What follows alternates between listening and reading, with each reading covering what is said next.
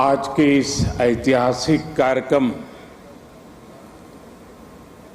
इस पर पूरे देश की दृष्टि है।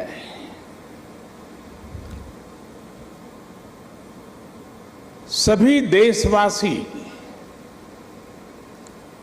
इस समय इस कार्यक्रम से जुड़े हुए हैं।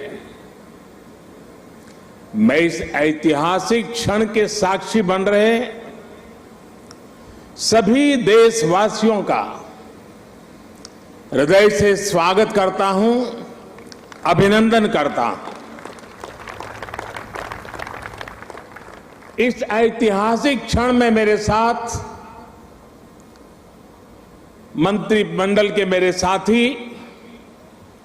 श्री हरदीप पुरी जी, किशन रेड्डी जी, अर्जुन राम मेघवाल जी, मीनाक्षी लेखी जी, कौशल किशोर जी आज मेरे साथ मंच पर उपस्थित हैं। देश के अनेक गणमान्य अतिथिगण वे भी आज यहां उपस्थित है। साथियों, आजादी के अमृत महोत्सव में देश को आज एक नई प्रेरणा मिली है, नई ऊर्जा मिली है। आज हम गुजरे हुए कल को छोड़कर आने वाले कल की तस्वीर में नए रंग भर रहे हैं। आज जो हर तरफ ये नई आभा दिख रही है, वो नए भारत के आत्मविश्वास की आभा है। गुलामी का प्रतीक किंग्स वे यानी राजपथ आज से इतिहास की बात हो गया है, हमेशा के लिए मिट गया है। आज कर्तव्य पथ के रूप में नए इतिहास का सृजन हुआ है। मैं सभी देशवासियों को आजादी के इस अमृत काल में गुलामी की एक और पहचान से मुक्ति के लिए बहुत बहुत बधाई देता हूं। साथियों, आज इंडिया गेट के समीप हमारे राष्ट्र नायक नेताजी सुभाष चंद्र बोस की विशाल प्रतिमा भी, मूर्ति भी स्थापित हुई है। गुलामी के समय यहां ब्रिटिश राज सत्ता के प्रतिनिधि की प्रतिमा लगी हुई थी। आज देश ने उसी स्थान पर नेताजी की मूर्ति की स्थापना करके आधुनिक और सशक्त भारत की प्राण प्रतिष्ठा भी कर दी है। वाकई ये अवसर ऐतिहासिक है, ये अवसर अभूतपूर्व है।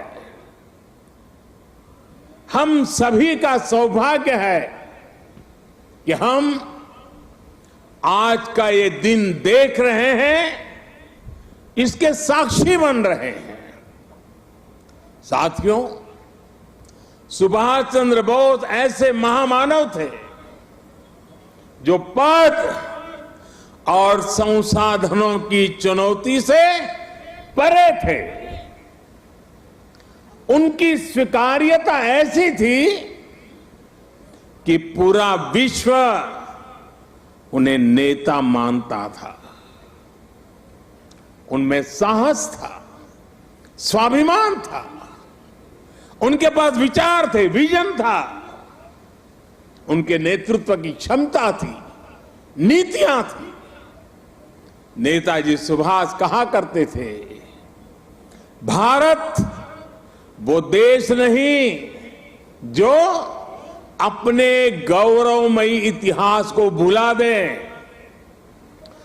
भारत का गौरवमयी इतिहास हर भारतीय के खून में है, उसकी परंपराओं में है।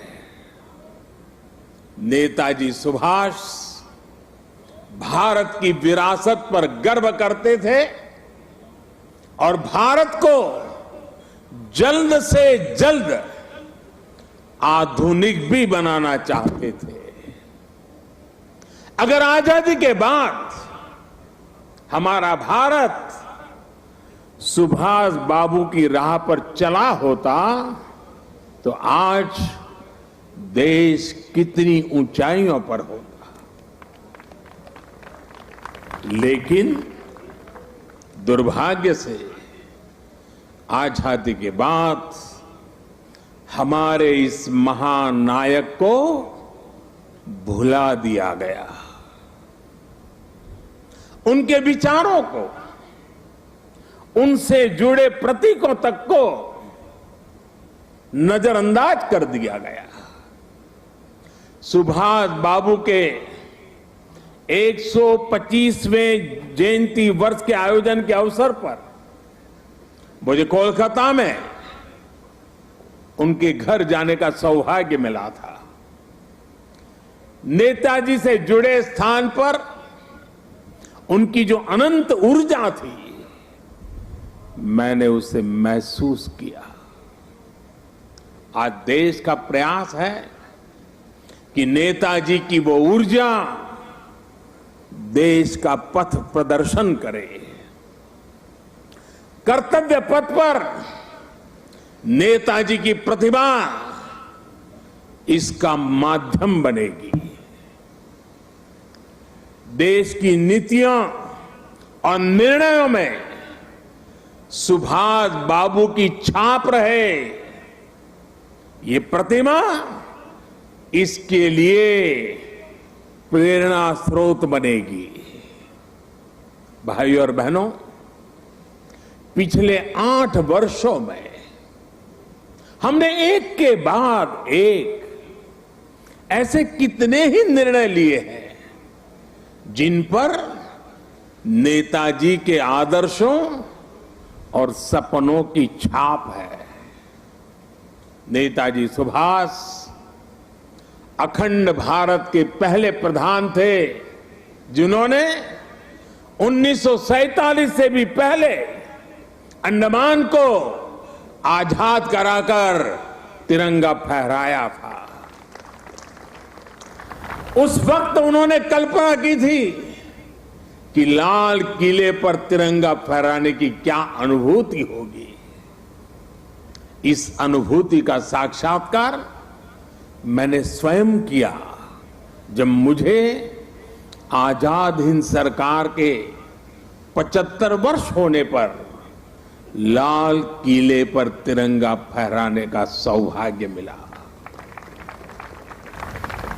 हमारी ही सरकार के प्रयास से लाल किले में नेताजी और आजाद हिंद फौज से जुड़ा म्यूजियम भी बनाया गया है। साथियों, मैं वो दिन भूल नहीं सकता जब 2019 में गणतंत्र दिवस की परेड में आजाद हिंद फौज के सिपाहियों ने भी हिस्सा लिया था। इस सम्मान का उन्हें दशकों से इंतजार था। अंडमान में जिस स्थान पर नेताजी ने तिरंगा फहराया था, मुझे वहां भी जाना था। जाने का अवसर मिला, तिरंगा फहराने का सौभाग्य मिला। वो क्षण हर देशवासी के लिए गर्व का क्षण था। भाइयों और बहनों, अंडमान के वो द्वीप जिसे नेताजी ने सबसे पहले आजादी दिलाई थी, वो भी कुछ समय पहले तक गुलामी की निशानियों को ढोने के लिए मजबूर थे। आजाद भारत में भी उन द्वीपों के नाम अंग्रेजी शासकों के नाम पर थे। हमने गुलामी की उन निशानियों को मिटाकर इन द्वीपों को नेताजी सुभाष से जोड़कर भारतीय नाम दिए, भारतीय पहचान दी। साथियों, आजादी के 75 वर्ष पूरे होने पर देश ने अपने लिए 5 प्राणों का विजन रखा है। इन 5 प्राणों में विकास के बड़े लक्ष्यों का संकल्प है, कर्तव्यों की प्रेरणा है, इसमें गुलामी की मानसिकता के त्याग का आह्वान है, अपनी विरासत पर गर्व का बोध है।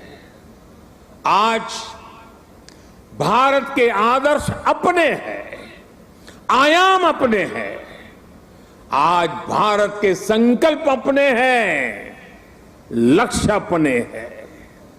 आज हमारे पथ अपने हैं, हमारे प्रतीक अपने हैं। और साथियों, आज अगर राजपथ का अस्तित्व समाप्त होकर कर्तव्य पथ बना है, आज अगर जॉर्ज पंचम की मूर्ति के निशान को हटाकर नेताजी की मूर्ति लगी है, तो ये गुलामी की मानसिकता के परित्याग का पहला उदाहरण नहीं है। ये न शुरुआत है न अंत है।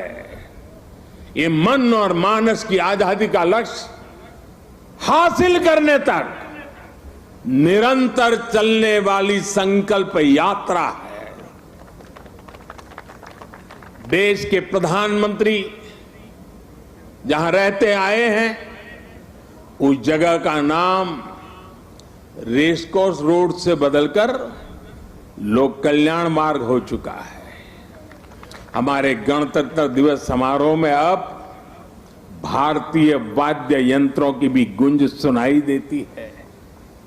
बीटिंग द रिट्रीट सेरेमनी में अब देशभक्ति से सरोबार गीतों को सुनकर हर भारतीय आनंद से भर जाता है।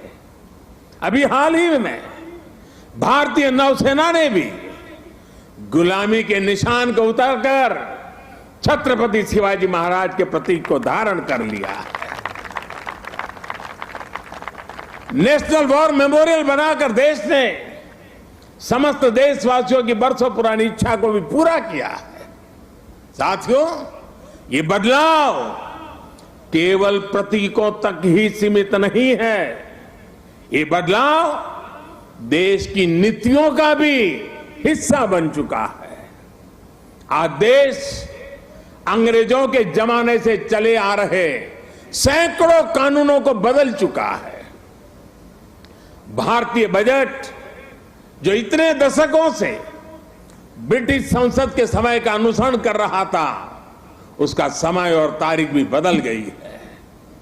राष्ट्रीय शिक्षा नीति के जरिए अब विदेशी भाषा की मजबूरी से भी देश के युवाओं को आजाद किया जा रहा है। यानी आज देश का विचार और देश का व्यवहार दोनों गुलामी की मानसिकता से मुक्त हो रहे हैं। ये मुक्ति हमें विकसित भारत के लक्ष्य तक लेकर के जाएगी। साथियों, महाकवि भरतियार ने भारत की महानता को लेकर तमिल भाषा में बहुत ही सुंदर कविता लिखी थी। इस कविता का शीर्षक है पारुकुलई नल्ल नाइंगल भारत नाड़। महाकवि भरतियार की ये कविता हर भारतीय को गर्व से भर देने वाली है। उनकी कविता का अर्थ है, हमारा देश भारत पूरे विश्व में सबसे महान है। ज्ञान में, अध्यात्म में, गरिमा में, अन्नदान में, संगीत में, शाश्वत कविताओं में हमारा देश भारत पूरे विश्व में सबसे महान है। वीरता में, सेनाओं के शौर्य में, करुणा में, दूसरों की सेवा में, जीवन के सत्य को खोजने में, वैज्ञानिक अनुसंधान में हमारा देश भारत पूरे विश्व में सबसे महान है। ये तमिल कवि भरतियार का, उनकी कविता का एक एक शब्द, एक एक भाव को अनुभव कीजिए। साथियों, गुलामी के उस कालखंड में ये पूरे विश्व को भारत की हुंकार थी। ये हमारे स्वतंत्र सेनानियों का आह्वान था। जिस भारत का वर्णन भरतियार ने अपनी कविता में किया है, हमें उस सर्वश्रेष्ठ भारत का निर्माण करके ही रहना है और इसका रास्ता इस कर्तव्य पथ से ही जाता है। साथियों, कर्तव्य पथ केवल ईंट पत्थरों का रास्ता भर नहीं है। ये भारत के लोकतांत्रिक अतीत और सर्वकालिक आदर्शों का जीवंत मार्ग है। यहां जब देश के लोग आएंगे, वो नेताजी की प्रतिमा, नेशनल वॉर मेमोरियल, ये सब उन्हें कितनी बड़ी प्रेरणा देंगे। उन्हें कर्तव्य बोध से ओतप्रोत करेंगे। इसी स्थान पर देश की सरकार काम कर रही है। आप कल्पना करिए, देश ने जिन्हें जनता की सेवा का दायित्व सौंपा हो, उन्हें राजपथ जनता का सेवक होने का एहसास कैसे कराता? अगर पथ ही राजपथ हो तो यात्रा लोकमुखी कैसे होगी? राजपथ ब्रिटिश राज के लिए था, जिनके लिए भारत के लोग गुलाम थे। राजपथ की भावना भी गुलामी का प्रतीक थी, उसकी संरचना भी गुलामी का प्रतीक थी। आज इसका आर्किटेक्चर भी बदला है और उसकी आत्मा भी बदली है। अब देश के सांसद, मंत्री, अधिकारी जब इस पथ से गुजरेंगे तो उन्हें कर्तव्य पथ से देश के प्रति कर्तव्यों का बोध होगा। उसके लिए नई ऊर्जा मिलेगी, प्रेरणा मिलेगी। नेशनल वॉर मेमोरियल से लेकर कर्तव्य पथ से होते हुए राष्ट्रपति भवन का ये पूरा क्षेत्र, उनमें नेशन फर्स्ट, राष्ट्र ही प्रथम, इस भावना का प्रवाह प्रतिपल संचारित होगा। साथियों, आज के इस अवसर पर मैं अपने उन श्रमिक साथियों का विशेष आभार व्यक्त करना चाहता हूं, जिन्होंने कर्तव्य पथ को केवल बनाया ही नहीं है, बल्कि अपने श्रम की पराकाष्ठा से देश को कर्तव्य पथ दिखाया भी है। मुझे अभी उन श्रमजीवियों से मुलाकात का भी अवसर मिला। उनसे बात करते समय मैं महसूस कर रहा था कि देश के गरीब, मजदूर और सामान्य मानवी के भीतर भारत का कितना भव्य सपना बसा हुआ है। अपना पसीना बहाते समय वो उसी सपने को सजीव कर देते हैं। और आज जब मैं इस अवसर पर मैं उन हर गरीब मजदूर को भी देश की तरफ से धन्यवाद करता हूं, उनका अभिनंदन करता हूं, जो देश के अभूतपूर्व विकास को ये हमारे श्रमिक भाई गति दे रहे हैं। और जब मैं आज इन श्रमिक भाई बहनों से मिला तो मैंने उनसे कहा है कि इस बार 26 जनवरी को जिन्होंने यहां पर काम किया है, जो श्रमिक भाई है, वो परिवार के साथ मेरे विशेष अतिथि रहेंगे 26 जनवरी के कार्यक्रम।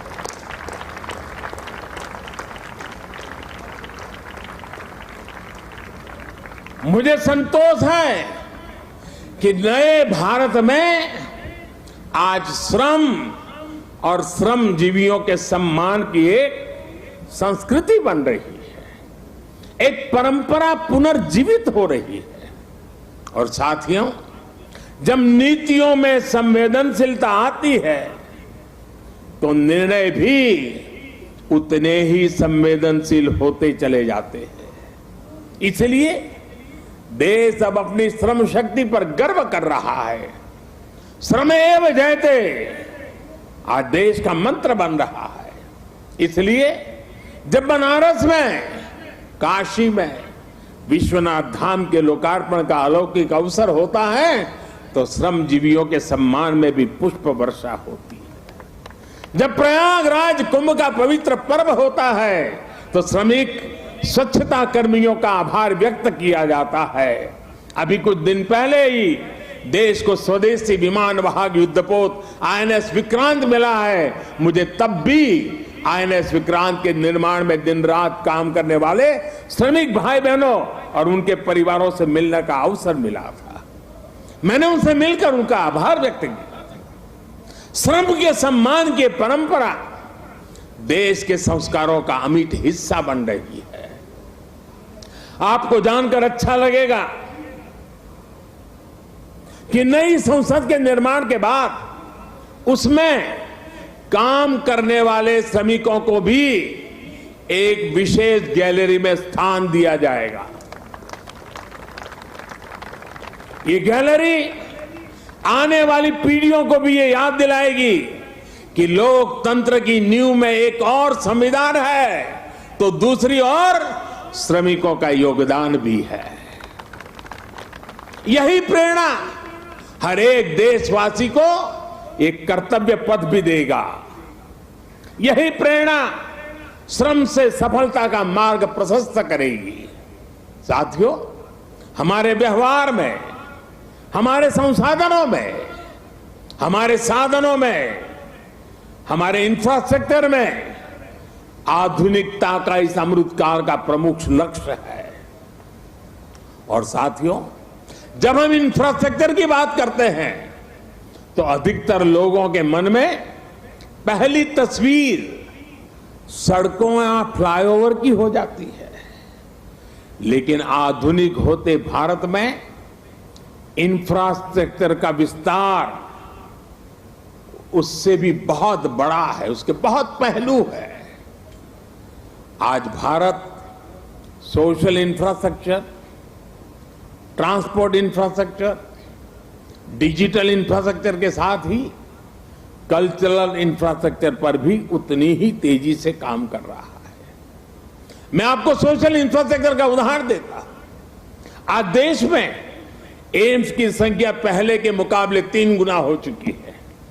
मेडिकल कॉलेजों की संख्या में भी 50% की वृद्धि हुई है। ये दिखाता है कि भारत आज अपने नागरिकों के स्वास्थ्य को बेहतर बनाने के लिए, उन्हें मेडिकल की आधुनिक सुविधाएं पहुंचाने के लिए किस तरह काम कर रहा है। आज देश में नई आईआईटी, ट्रिपल आईटी, वैज्ञानिक संस्थाओं का आधुनिक नेटवर्क लगातार विस्तार किया जा रहा है, तैयार किया जा रहा है। बीते 3 वर्षों में 6.5 करोड़ से ज्यादा ग्रामीण घरों को पाइप से पानी की सप्लाई सुनिश्चित की गई है। आज देश के हर जिले में 75 अमृत सरोवर बनाने का महाअभियान भी चल रहा है। भारत का ये सोशल इंफ्रास्ट्रक्चर सामाजिक न्याय को और समृद्ध कर रहा है।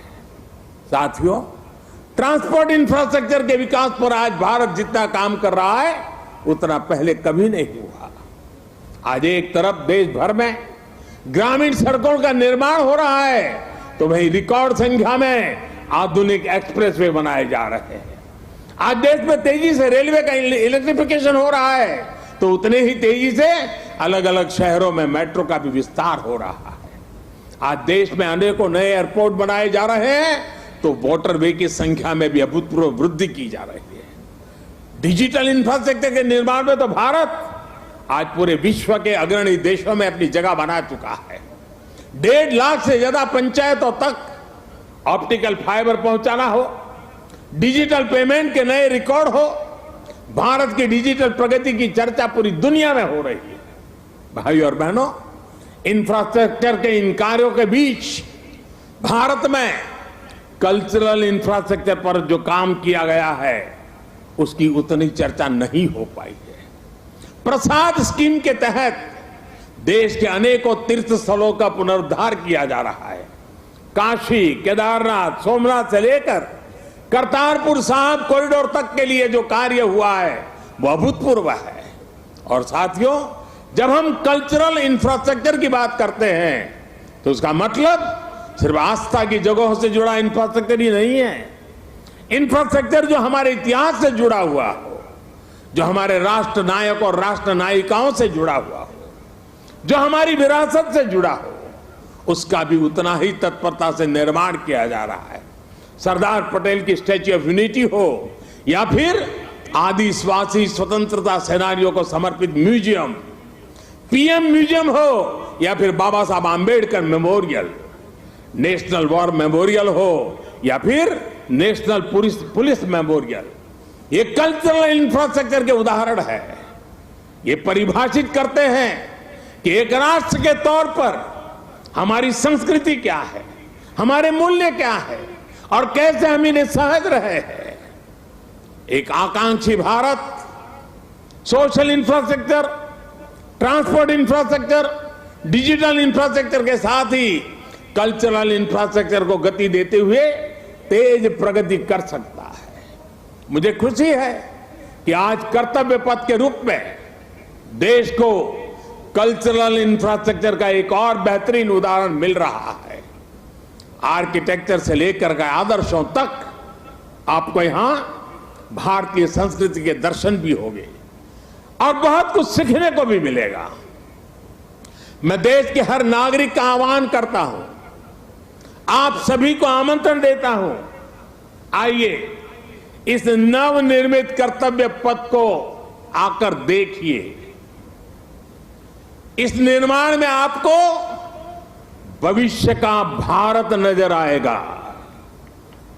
यहां की ऊर्जा आपको हमारे विराट राष्ट्र के लिए एक नया विजन देगी, एक नया विश्वास देगी। और कल से लेकर के अगले 3 दिन यानी शुक्र, शनि और रवि, 3 दिन यहां पर नेताजी सुभाष बाबू के जीवन पर आधारित शाम के समय ड्रोन शो भी आयोजन होने वाला है। आप यहां आइए, अपने और अपने परिवार की तस्वीरें खींचिए, सेल्फी लीजिए। इन्हें आप हैशटैग कर्तव्य पथ से सोशल मीडिया पर भी जरूर अपलोड करें। मुझे पता है ये पूरा क्षेत्र दिल्ली के लोगों की धड़कन है। यहां शाम को बड़ी संख्या में लोग अपने परिवार के साथ आते हैं, समय बिताते हैं। कर्तव्य पथ की प्लानिंग, डिजाइनिंग और लाइटिंग इसे ध्यान में रखते हुए भी की गई है। मुझे विश्वास है कर्तव्य पथ की ये प्रेरणा देश में कर्तव्य बोध का जो प्रवाह पैदा करेगी, ये प्रवाह ही हमें नए और विकसित भारत के संकल्प की सिद्धि तक लेकर जाएगा। इसी विश्वास के साथ आप सभी का एक बार फिर बहुत बहुत धन्यवाद करता हूं। मेरे साथ बोलेंगे, मैं कहूंगा नेताजी, आप बोलिए अमर रहे, अमर रहे। नेताजी, नेताजी, नेताजी। भारत माता की, भारत माता की। वंदे वंदे वंदे। बहुत बहुत धन्यवाद।